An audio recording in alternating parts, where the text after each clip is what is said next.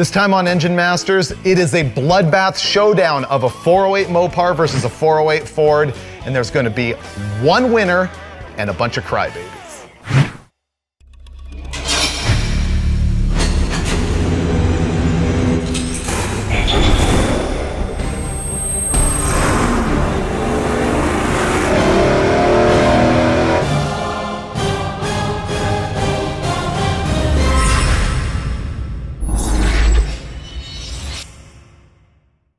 This time on Engine Masters, presented by AMSOIL and supported by Mr. Gasket and Earl's Plumbing, we've got a head-to-head shootout of a 408 Mopar and a 408 Ford. We've gone to great lengths to build these things as close to identical as we possibly can. The Mopar is a Blueprint Engines crate motor. It is what it is. Then we've taken a Blueprint Engines short block for the Ford 408 and we've used it and matched the specs of the Mopar, and here's what those are. Up top, Holley 850 Ultra XP double pumpers. Both of these things are running MSD ignition. Both of them have Edelbrock Performer RPM intake manifolds. We also went to Edelbrock for the cylinder heads. Now for the Mopar, Edelbrock only makes one casting for the small block head. It's got a 170cc inlet runner. For the Ford, they make a whole bunch of stuff. The one we've chosen has a 190cc inlet runner. The reason for that is, it's the same price to get this head as it is the smaller one, so nobody in their right mind for a 408 cubic inch engine would pick the smaller head. We've got the same camshaft in both of these engines. It's a Comp Cams hydraulic flat tappet.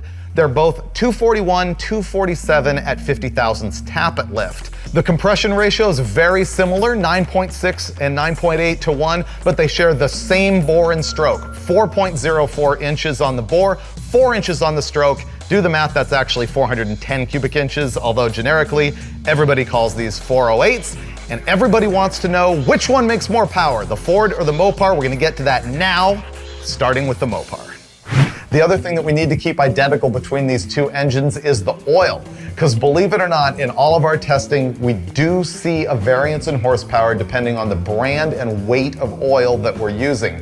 So of course, we're gonna be using AMSOIL in both these engines. This is a Dominator Racing 1030. And the thing that guys were telling us is that even in a range of, let's say, SAE 30 weight oil, there could be a high end or a low end, and the thinner stuff is gonna make more power, the thicker stuff is gonna make less power, so using the exact same oil in both engines eliminates that variable.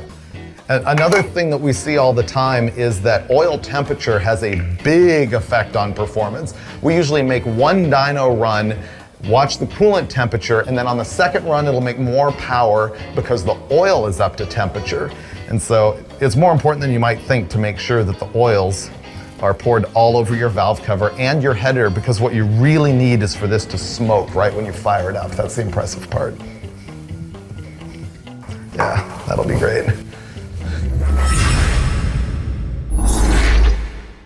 How come we think the Mopar's the underdog? Do you? Yeah. Oh, wow. We don't even need to dyno it if Dulcich thinks that it's gonna lose. No, he probably has a little more experience with these things than we do. But, Yeah. I think it'll be good though. I think it's a good street combo, but if you're looking for max power, 170cc head on 408 cubes is not enough. Here's the only hope that I hold is Blueprint has literally never failed us on a horsepower claim. It's always been what their claim is or more. And so this is going to make at least the 445 that they advertised it at. 441 or something. Okay, and this is a better intake manifold and carburetor than they test with. So that's why I think it stands hope of making 450. Do we have better headers than they used? I wonder if they use dyno headers and we have chassis headers. Don't know. Well, we have to see what it makes and then we'll start making excuses. Yeah. See, here's the secret that you don't know. Brule already has the answer. He tuned this thing to perfection this morning, whereas we have no clue. Right, and he's not telling us. As far as this motor goes. Right. Okay. Yeah, he hasn't told us what's up, but he knows. Now you're gonna prove it to the world. Fire it up.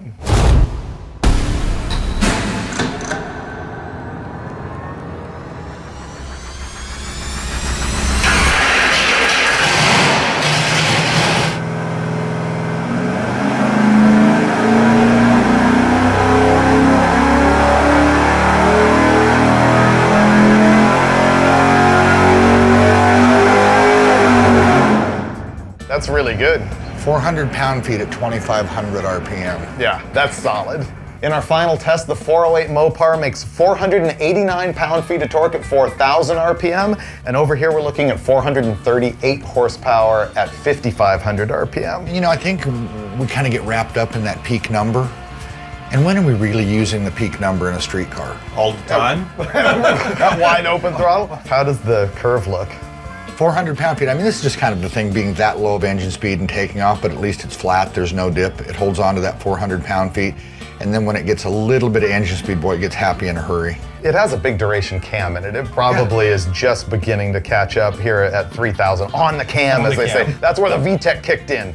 But still, 400 pound-feet at 2,500, that's a tire-burning machine. Yeah, and you could hear it too when it on the cam. It just kind of exploded on the dyno, I thought. No, you could, there was definitely a change in engine tone, but no, it's good. I mean, I like it. So now, really, the Ford argument is going to come down to our guess. I'm still convinced it's going to make more horsepower than this. I don't think there's any question about that. Is it going to make the torque curve? Because it's got the bigger head and this has got the smaller head. Yeah. The theory might kick in that smaller head makes more torque. I don't know that on the dyno we would see that because we're looking at wide open throttle. Right. Yeah. The smaller head might be a little better at part throttle and the bigger head might be a little softer potentially, but on the dyno at wide open throttle, I don't know that we'll see that. But I think that this thing really is really good as far as torque. I mean, it's doing everything it's supposed to do. Like I was saying, it makes 1.2 pound-feet per cubic inch with a flat tappet hydraulic camshaft. I think that's everything it's supposed to do. I think the Ford's going to be just as good down at the very bottom, and then it's just going to cripple this thing at the top. Only one way to find that out. Yeah, let's bolt it up and see. Go swap them. Yeah. You want me to do it? Yeah, handle that. Yes, please. I'll be on the phone later. Mopar guys, are you crying right now, or are you standing firm in your belief in Ma Mopar?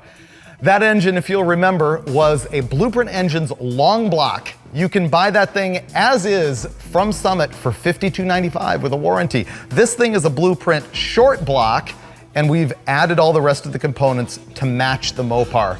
This is gonna be super interesting. The last time we built two nearly identical engines of different brands, the dyno curves almost exactly laid over each other. This time I'm thinking, not so much. I think that cylinder head's probably gonna outrun the Mopar. And I'm a Mopar guy. I would kind of like that one to win, but let's go find out for real.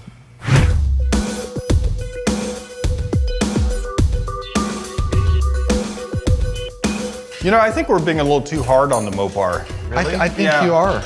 Yeah. I think I'm driving that. Yeah. I've been in a bad mood about it, but you know what the other thing I have to say about it is we complain about how it won't RPM, but aside from Dulcich, who needs to rev to 7,000 RPM when you can make the power at 55? Yeah, they seem to live a little longer at 5,500 or 6 than they do at 7 or 7. Well, and they drive better on the street, in truth.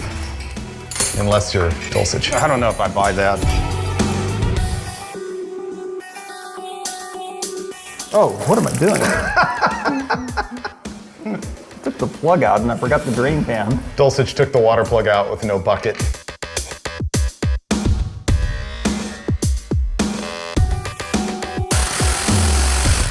As much as I like the Mopar small block, the Ford's gonna win this one, I think. We need Ford headers. That's another thing, by the way. We ran 1 3/4 inch header tubes on both of these engines. So that was the same as well. And they both have stamped steel chrome valve covers. Ooh, Mr. Gasket. Really? Yeah, that's our sponsor right there, dude. They're really nice. But they're pretty nice.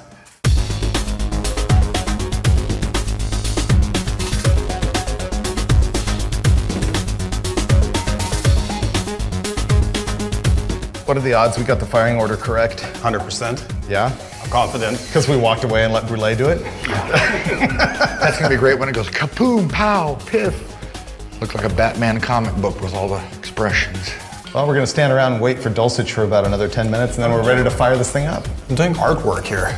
Artwork? It's my art project.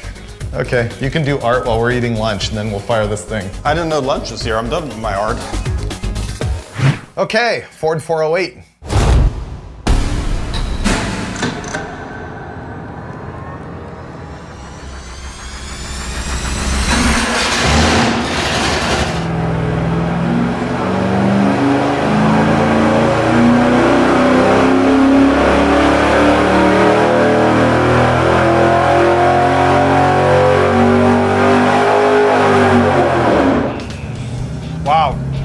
It's pretty good. Where was your Mopar on that one, Dulcich? It wasn't mine, that's actually your Mopar. I think it did exactly what we thought it was going to do. I think it did. Yep. We're gonna look at a comparison now between the Mopar and the Ford. And interesting. What we're looking at here is the black line is the Ford and the red line is the Mopar. The Mopar's got an advantage down here below 3,500.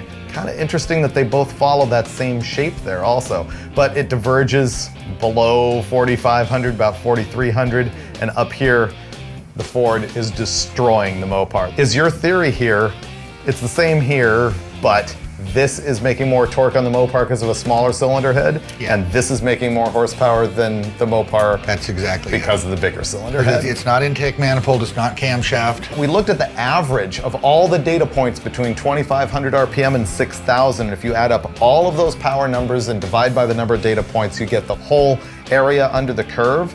And when you do that, the difference between these two engines is 9 horsepower and 9 pound-feet.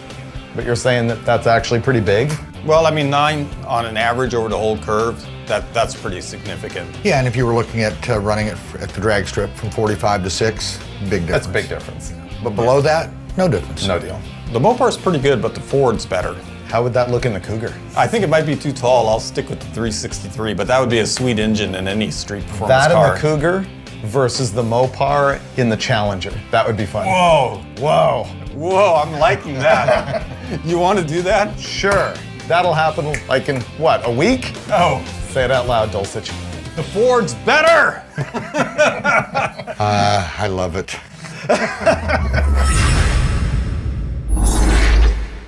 All of a sudden, you're over there cuddling up to that Ford. Really? Yeah. Well, I see you've taken to the Mopar, so, you know. You pick the winner. Give me a minute. Soapbox, okay? Yeah. No one is going to change their brand allegiance based on watching a dyno video, right? No. So Ford guys are Ford guys, Mopar guys are Mopar guys. This might as well be a Republican, that might as well be a Democrat, right? Right. So this is really only going to divide people even worse. Yeah. So what do you anticipate that the arguments are going to be? This had a better head, so it wasn't fair. Right, we loaded that one. Yeah. So here's my reasoning on that. Once again, this is the only cylinder head in the aftermarket that you bolt right up to an LA motor that takes the stock valve train, stock exhaust, stock intake manifold. Yeah, I call that a replacement style head. Right. Right. So the Ford has the same thing, but it's bigger. The thing is, because the Ford is more popular in the aftermarket, there are a ton more cylinder head options for this thing that do bolt right up. Right. So the Ford won because of a better cylinder head. My argument is that's because that's what's available in the marketplace and that's not what's available here. Of course you can make this make more power than that. You could, just by porting these, right? Sure. Make that a lot bigger, but really we're dealing with what's out there, and that's what anybody's going to run into, just like we did. But what it turned out to be interesting is the way the curves laid over each other, we absolutely predicted. I mean, we almost didn't even need to run the dyno. We knew what was going to happen, right? No, we were within 5 horsepower on each motor as far as peak. But Ford won, hands down, there's no argument for me. in the end, I think all we really did is start an even bigger fight, which is kind of what we do on Engine Masters. We're presented by AMSOIL, and we have support from Mr. Gasket and Earl's Plumbing. We appreciate those guys. Make sure to check us out every single month here and on MotorTrendOnDemand.com. So what qualifies someone as a Mopar guy? Is that like the whole car thing, or engine only, or? No, you I've always looked at Mopar guys as more of a cult. Yeah, you gotta be a Mopar or no car guy. Okay. That's the thing. And the blue oval guys are just basically cigar smoking rednecks? No, I don't know. Would I be a Mopar guy? Pretty much, yeah. Really, how come? There's 30 of them in your backyard. Well, besides that. Besides that. No, but I mean, I've got Chevys and Fords too.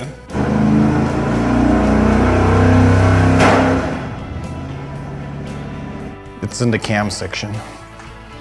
Pardon me? You mean there's a cam section in the Cam's catalog? I was just trying to confuse you, Steve-O. Oh, trust me, I didn't need help. No.